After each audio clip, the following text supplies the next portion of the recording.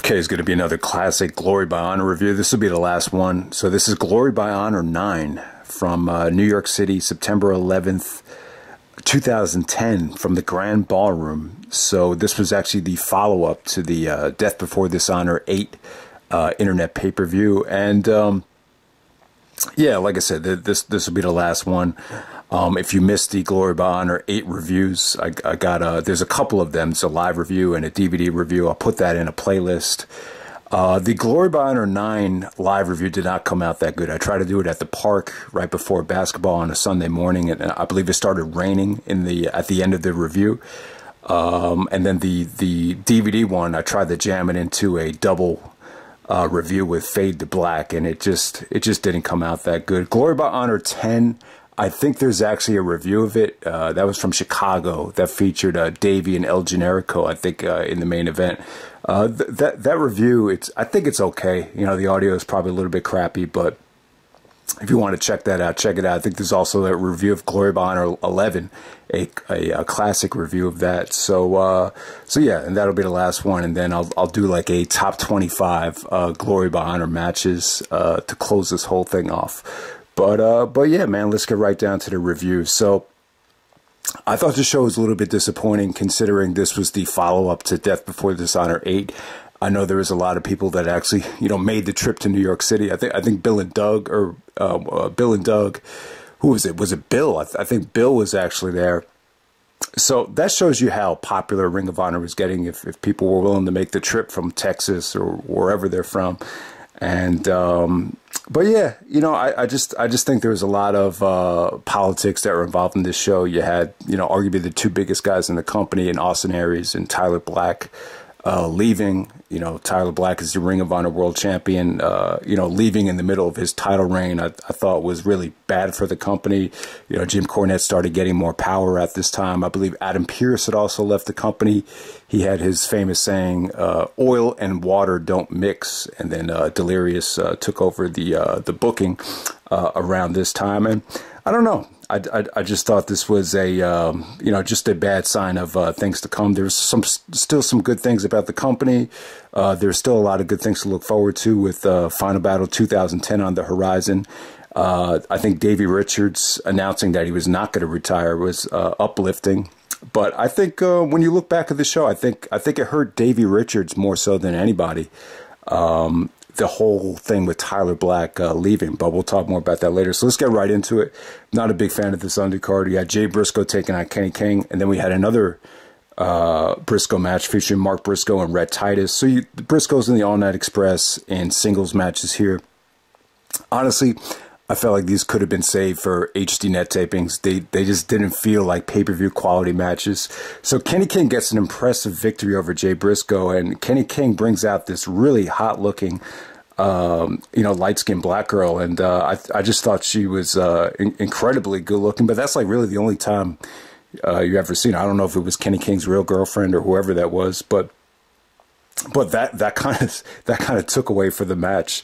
You know, I think a lot of people were focused on her and not the match. And then you have Mark Briscoe taking on Rhett Titus, which was actually a better match. I thought Mark actually looked really good in that matchup, and surprising chance for Rhett Titus during that match as well. But at this time, Briscoes were baby faces, All Night Express were heels.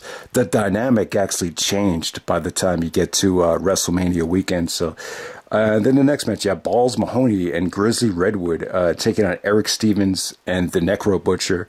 And yeah, you know, this was fun for what it was. You know, it's amazing the crowd reaction that Ballz Mahoney got. I'm not sure if these were a lot of ex-ECW fans, but you know, Ballz Mahoney is just one of those guys, like every time he makes a move, like the crowd is into him. You know, they just chant balls after every time he drops an offensive move. So that was pretty cool. Necro Butcher and Erick Stevens were part of the embassy at this time. So you have Prince Nana at ringside.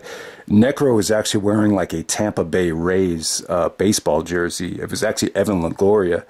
You know, at the time, I think the Rays had just come off a World Series appearance, and they were really a pain in the Yankees' ass at that time. Maybe he was just wearing it to piss off the New York City fans, but Yeah, it was what it was right there. So let's move on to the arguably the match of the night. We had the double chain match. Yeah, Kevin Steen and Steve Corino taking on El Generico and Colt Cabana. Without a doubt, this is the biggest match Colt Cabana was a part of, since his, comeback to Ring of Honor. And it was a good matchup right here. I was a little bit disappointed at the time because I was hoping we'd get to see Steen and Generico in the Fight Without Honor for this show, but it was, in retrospect, I'm glad that they saved it for Final Battle, because it was like a year-long feud and the anniversary of the heel turn and everything. So I'm glad it worked out that way. But yeah, this was great, man. The match really delivered. They still had a great match, and they were still able to build tension and really escalate this feud to the next level. And it was bloody. You had the double chain thing. They did some creative things where they took both chains and they tied Colt Cabana up. I thought that was cool. Generico took some incredible bumps here.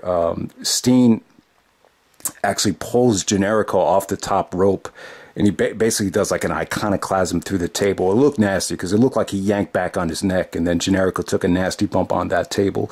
So yeah, I mean, it got really bloody. All these guys got bloodied up. Steen was just an animal out there. I mean, what you remember this match for more than anything is the aftermath.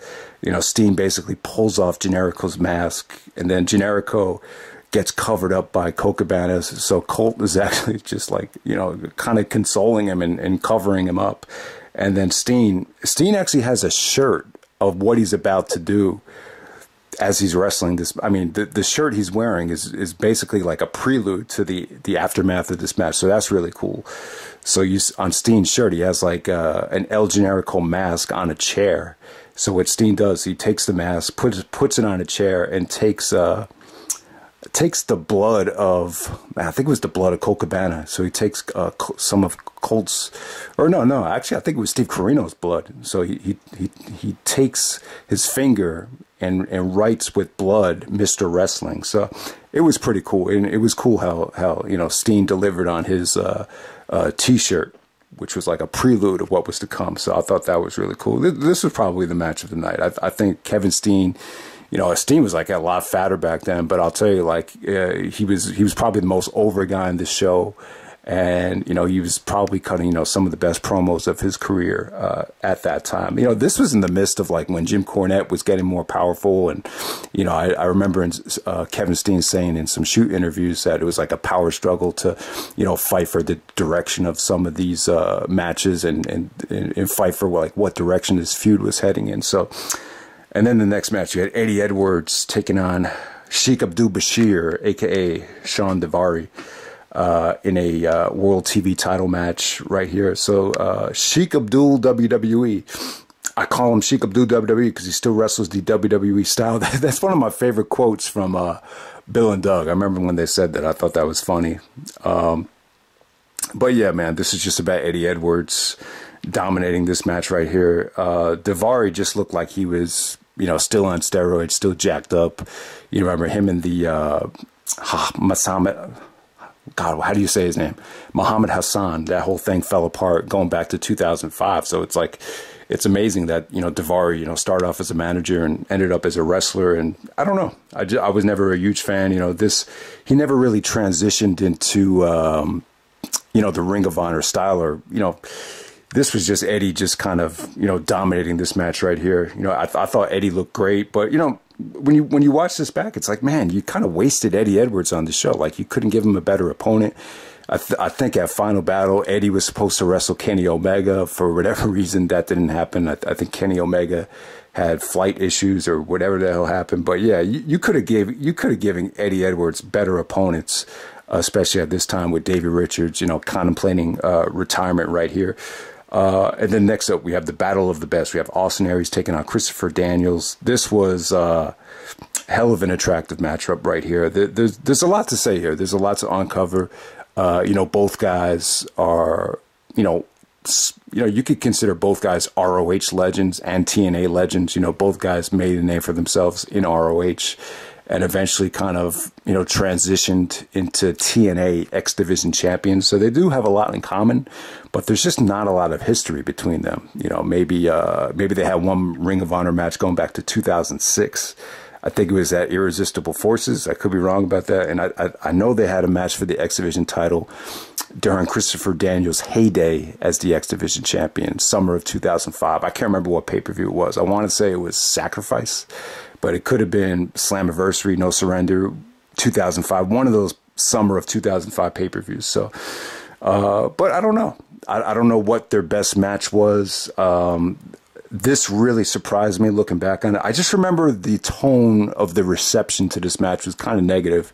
And I think a lot of it had to do with Austin Aries leaving. Like, it felt like people kind of use this match as an example of, oh, it felt like the guy was leaving. You know, because Aries lost clean here. It's just like, you know, what's happening with Austin Aries? And, you know, he ended up leaving the company. He had some problems with some of the guys behind the scenes. I think there was issues of him not getting paid WrestleMania weekend. So I think that had a lot to do with Aries leaving the company.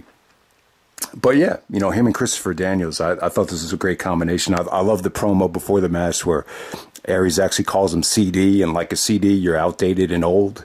So even going back 10 years ago, CDs were starting to become outdated. You can't even buy CDs anymore at the record store. We know that, but you know, yeah, I just thought this was good stuff. I thought it was crisp. I thought it was entertaining. I just thought that they pulled off some really nice stuff here. You know, Christopher Daniels actually kicked out of the 450 splash, and then eventually, you know, Aries is trying to give him a brain buster off the top turnbuckle. Christopher Daniels counters it into an angel's wings off the top rope.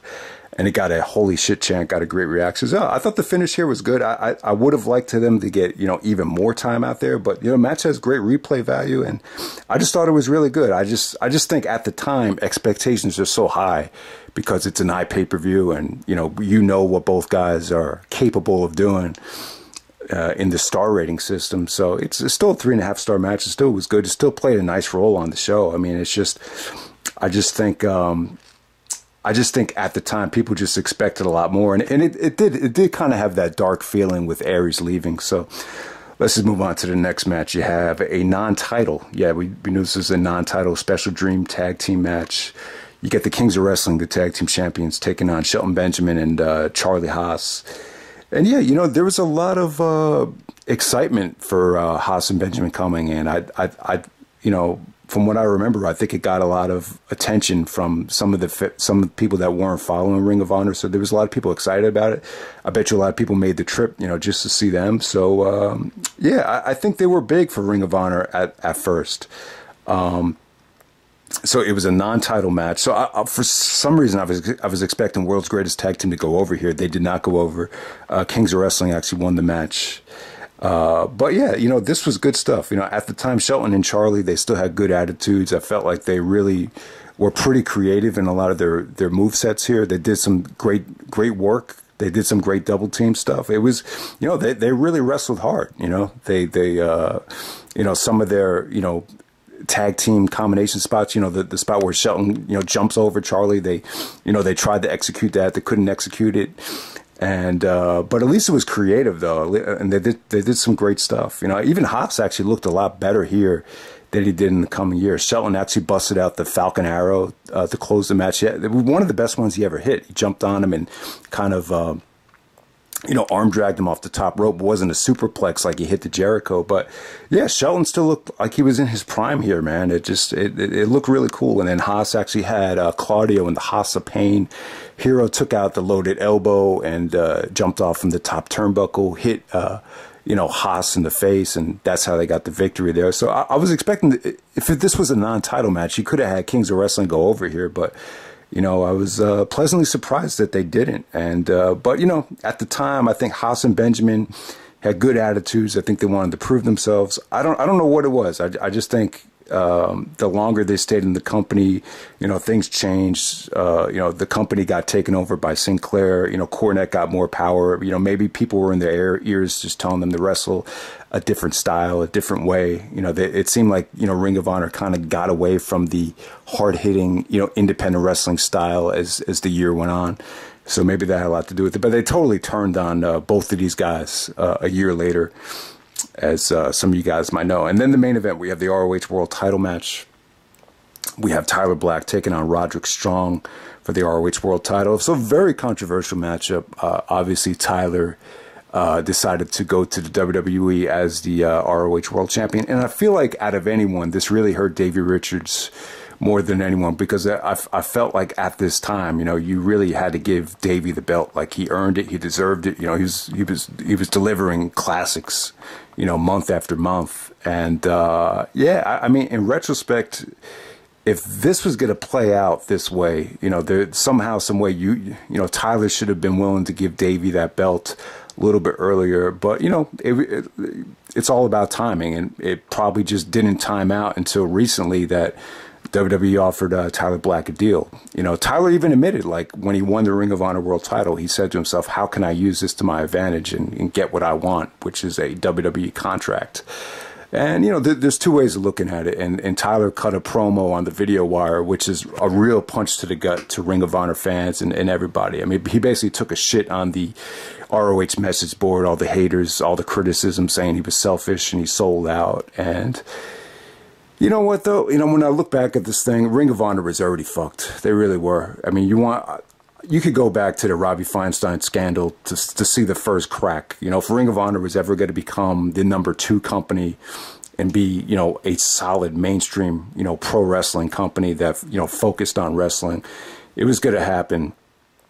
You know, the whole thing with the scandal and TNA pulling their talent, that was like the first major thing. At this point, you know, who really cares? You know, I think Tyler had to do what he had to do. I really feel like that. Like, at the time, when you hear Tyler's tone, he didn't seem too confident. He basically said, well, you know what? If I fail, I fail. And but at least I tried. At least I got off my ass and made it happen. And the thing, you know, all you bitches that are still complaining, you're still going to be exactly where you are 10 years from now, 5 years from now, whatever it was. So it's an incredible story. Like, when you look at it from Tyler Black's perspective, I mean, it really is. You know, because Tyler was right. You know, like, not even 5 years later, the guy is closing WrestleMania 31, cashing in the Money in the Bank as the champion. So he made the right move. He really did. But I just felt like at the time it was just bad for the ROH World title. You know, you're coming off a pay-per-view which got a lot of attention, and I think most of the fans knew Tyler had to drop the belt. So it just made for a bad situation. And I know some people were expecting maybe the Summer of Tyler Part 2 or Summer of Punk Part 2 situation there, but you know, it just wasn't going to work. No matter how they booked that, it just wasn't going to duplicate what Punk did back in 2005. But you know, from Roderick Strong's perspective, it just, I don't know, man. You know, Davey and Tyler, and you had the Kings of Wrestling, had so much talent still hot at the time. You know, there was just no point in going to Roderick Strong. You know, Roderick really hadn't, you know, found it on the mic yet. And, you know, there's just a lot of people that got turned off with Roderick as champion. I think it was Mickey Babylon. He's like, I saw Roderick Strong carrying around the Ring of Honor World title. It's like, what the hell has happened to this company? You know, I think there's a couple ways of looking at it. I think Roderick definitely deserved the belt, and in some ways I think it was overdue. I mean, you look back at his first ROH title match. You know, he probably lost more ROH title matches than anybody. I mean, the guy had a great collection of world title matches in terms of the ratings. And you got to go back to the CM Punk match from Escape from New York. So it had been 5 years since Roderick had been challenging for the world title. But, you know, knowing what you know now, if you knew Roderick was going to stay in the company that long, and, you know, he in 2015, 2016, you could argue like he was the best worker in the company. And you could argue that, you know, that was the time where Roderick really could have carried the ball. I think he should have been champion again, looking back in retrospect, instead of giving it to Jay Briscoe and Michael Elgin and Adam Cole. And, you know, Lethal was a deserving champion. But I think, you know, somewhere along the way, I think Roderick, you know, probably should have had the belt in 2015, 2016, when, you know, Ring of Honor was still, you know, pretty hot at that time, you know, compared to, you know, what they would become. But, you know, but the bottom line was, I just think giving Roderick the belt, you know, the company just lost a lot of momentum. And I think when you deliver a main event this predictable, it's never good for the company. But, you know, give Roderick and Tyler credit. I thought this match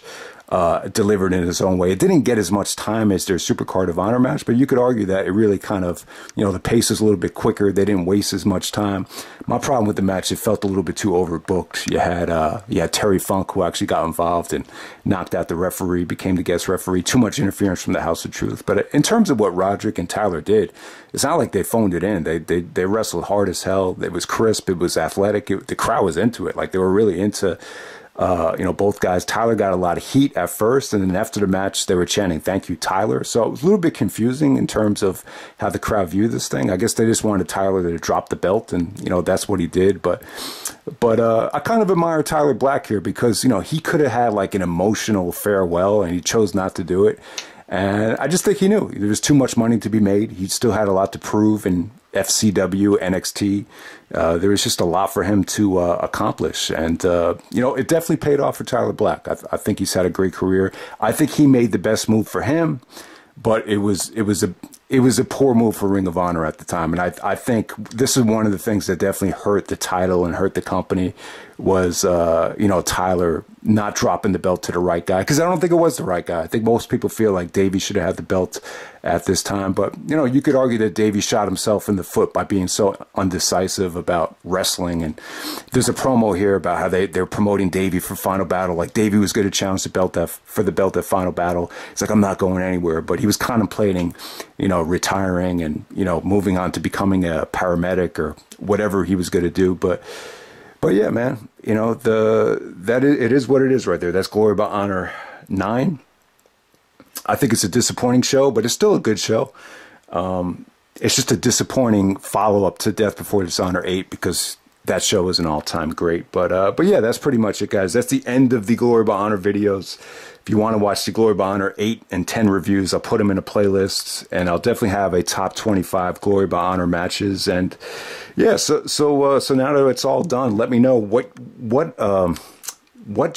historic show that Ring of Honor has done do you think has the best collection or the best catalog of matches? Is it Glory by Honor? Is it Death Before Dishonor? Is it the Anniversary Show? Or is it a Supercard of Honor?